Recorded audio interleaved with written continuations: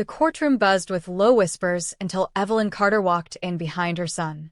Tanya, her daughter-in-law, froze mid-sneer, her painted lips curving downward. The judge, a gray-haired man named Harold Morris, looked up sharply from his papers, his eyes widening. "Why are you here?" he murmured, disbelief cracking through his voice. The room fell into complete silence. Tanya's parents exchanged nervous glances while their lawyer fidgeted. Evelyn didn't answer. She walked steadily toward the defense table, her old leather briefcase clutched like a shield. The wooden floor echoed with each deliberate step. She placed the case down with a solid thud, sat beside her trembling son, and rested her hand over his. The gesture was small but commanding. The air grew heavy, like the moments before a storm breaks.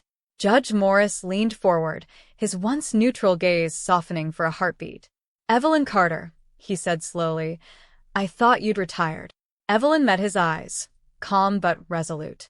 "Some things," she replied evenly, "are worth returning for." That morning had begun beneath a cold gray sky. Outside the Chicago courthouse, Evelyn helped her son Marcus down from the car. His steps were slow, aided by wooden crutches. The city's chill bit at his skin as cameras flashed from nearby reporters. "That's the Carter divorce," someone whispered. "They say it's bad." Evelyn said nothing. Her face remained composed, but her grip on Marcus's arm tightened slightly. Moments later, a sleek black Mercedes pulled up. Tanya stepped out wearing a crimson designer dress that screamed defiance. Behind her followed her parents, Edward and Dolores Green, dressed as if they were attending an award show. Tanya's sunglasses hid her eyes, but her smirk didn't need words. Evelyn's stomach turned, yet she stayed silent. Marcus's body trembled under his mother's support. Once a strong construction foreman, he was now a shadow of that man. Each step toward the courthouse was a fight for dignity. Evelyn could feel the pitying eyes of strangers, the judgmental murmurs floating behind them. But she held her head high. "Come on, baby," she whispered softly. "We walk with grace, no matter who's watching." Inside the courtroom, the atmosphere was thick with tension and the smell of old wood polish. Tanya crossed her legs, her heels tapping impatiently on the tile floor. "Look at him," she whispered to her mother with a sneer. "Can't even walk straight." Evelyn's nails dug into her palm, but she remained still. Marcus lowered himself into the plaintiff's seat, the sound of his crutch scraping the floor slicing through the silence. His face was pale, his breathing shallow. When the bailiff announced the judge, everyone rose. Evelyn could feel Marcus's hand trembling against the bench. She whispered, "I'm right here," and he nodded faintly. The judge took his seat, papers shuffling, his sharp eyes scanning the room. Tanya's lawyer, a tall woman with a steely voice, rose. "Your Honor, my client, Mrs. Tanya Green Carter, seeks dissolution of her marriage on the grounds of emotional and physical incapacity of her husband, Mr. Marcus Carter." Evelyn's chest tightened. Tanya tilted her head, pretending to look sympathetic. "He's a good man," she said softly, "but I can't live like this anymore." Evelyn saw through the act. It wasn't pity, it was performance. And this courtroom was her stage. As Tanya's lawyer droned on about marital obligations, Evelyn's mind drifted back to years before the accident, to when Marcus still filled their small house with laughter. She remembered him at 7 years old, chasing a worn basketball down the street while she cheered from the porch. Her husband, David Carter, had been there too, smiling faintly from behind a newspaper. Back then, they seemed like any ordinary family until the night David walked in, silent as a ghost, and said, "Evelyn, I'm leaving." She had stared at him, disbelieving, the smell of roast chicken still in the air. "Leaving? For who?" she'd whispered. David had simply looked away. A silver car waited outside, its headlights slicing through the dark. Evelyn had watched him disappear, without looking back. That night, her 10-year-old son had clutched her waist and cried, "Mom, is Daddy coming back?" She had swallowed her grief, stroking his hair. "No matter what happens, I'll never leave you," she'd whispered. The next years hardened Evelyn into iron. She worked 2 jobs, typing invoices by day, balancing ledgers for neighborhood stores by night. Some evenings she'd bike home through rain with groceries tied to the handlebars, humming gospel songs just to stay awake. Marcus grew tall and quiet, watching her with the devotion of a son who understood sacrifice. When fever struck him one winter, she'd pawned her wedding ring to pay for medicine. He never forgot it. "One day I'll buy you a house, Mama," he promised, holding her weathered hands. She smiled through tears. "Don't you worry about me, baby. Just finish school." He did more than finish, he excelled. Years later, when he handed her the keys to a modest two-story home he'd built himself, Evelyn had stood on the porch and wept. "We did it," Marcus said softly.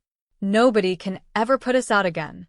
When Tanya entered Marcus's life, Evelyn dared to believe peace had finally come. The young woman had a radiant smile, a polite tone, and eyes that sparkled when she spoke of family. "Mama Evelyn, I'm going to give you grandbabies," she'd once said, laughing as they cooked collard greens together. Evelyn had hugged her warmly, whispering, "You're the daughter I never had." The wedding was small but joyful. Marcus couldn't stop smiling. Yet the glow faded after the accident. The call had come past midnight. "Mrs. Carter," the trembling foreman had said, "your son fell from the scaffolding. He's alive but badly hurt." Evelyn had raced barefoot to the hospital. The sight of Marcus wrapped in white bandages had carved itself into her soul. "Mama's here," she'd whispered, clutching his limp hand. "I'm not going anywhere." The months that followed tested every ounce of strength she had. Marcus's legs never fully healed. The doctor's words, "permanent damage," had hung in the air like smoke. Evelyn rearranged the house, building a bedroom downstairs so he wouldn't struggle with stairs. At first, Tanya had tried to help, cooking, cleaning, even reading to him. But soon her patience frayed. The smiles stopped. The perfume grew stronger. The nights out became frequent. Evelyn noticed the change before Marcus did. One morning, Marcus whispered hopefully, "Mama, maybe Tanya can wheel me outside. I want to feel the sun again." Evelyn had gone to ask. Tanya, in her silk robe, barely glanced up from her phone. "I've got errands. He can manage." Evelyn had stared at her. "He just needs a hand, child." Tanya sighed, pouring coffee. "I didn't marry a patient, Mama Evelyn. I married a man." Then she left, her heels clacking across the tiles, leaving a silence thicker than pity. Evelyn wheeled Marcus to the garden herself. He stared at the orange sky, blinking hard to hide tears. "She didn't mean it," he murmured, though his voice broke. Evelyn placed a blanket on his lap. "Don't defend cruelty, son. Love shouldn't humiliate you." Marcus turned away. For the first time, Evelyn saw shame in his eyes, not for himself, but for loving the wrong woman too deeply. That night, Tanya came home smelling of expensive cologne that wasn't her husband's. Evelyn said nothing. She watched, silent as a storm gathering on the horizon. The rumors came next, quiet words whispered in the grocery line. "Evelyn," said Mrs. Davis, the vendor, "I don't mean no harm, but I've seen your daughter-in-law cozy with some man at the cafe near Halsted Street." Evelyn had smiled weakly. People talk. But the seed was planted. That night she heard Tanya on the phone, her voice low and sharp. "Once the house is split, we'll have enough to start fresh," Tanya said. Evelyn froze behind the door, heart pounding. The house? The one Marcus built with his hands? She wanted to confront her, but swallowed her rage. Proof, she thought.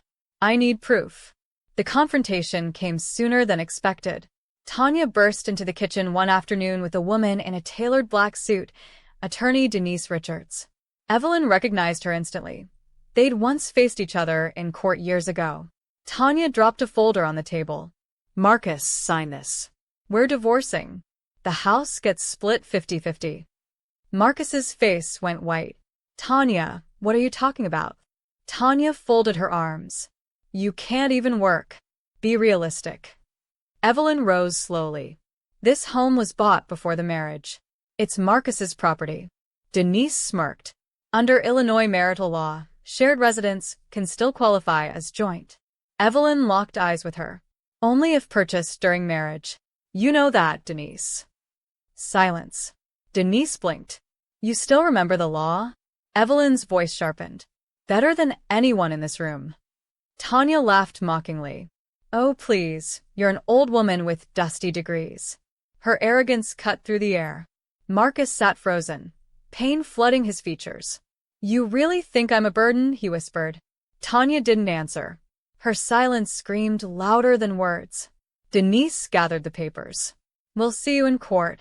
When they left, the slam of the door echoed like thunder. Evelyn cleaned the shattered glass from the floor, her hands trembling. Mama, Marcus whispered, why did she change? Evelyn looked at him sadly. Power and greed change weak hearts, son. Days passed in suffocating quiet. Marcus moved like a ghost through the house, eating little, speaking less. Evelyn stayed awake late at night, praying silently. But one evening, as she passed Tanya's room, she heard something that turned her blood cold.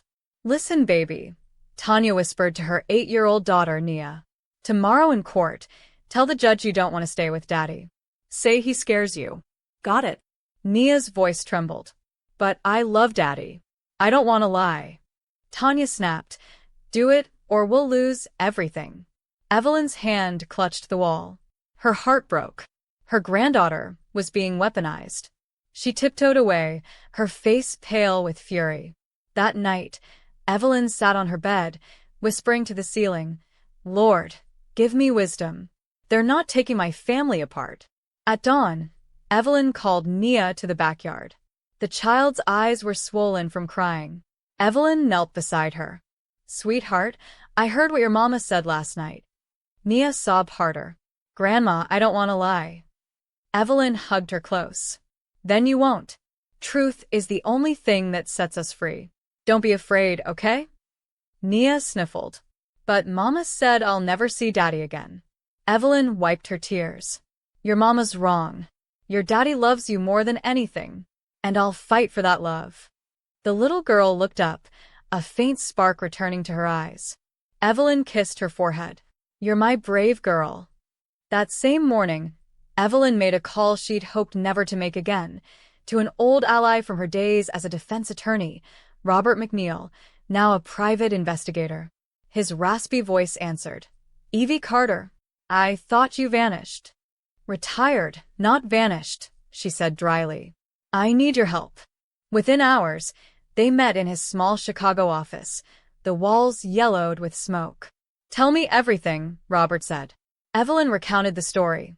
The accident, Tanya's cruelty, the plan to steal the house. Robert nodded grimly. Sounds like classic entrapment. I'll dig. Evelyn handed him a retainer envelope. Do it fast, Rob. She's dangerous.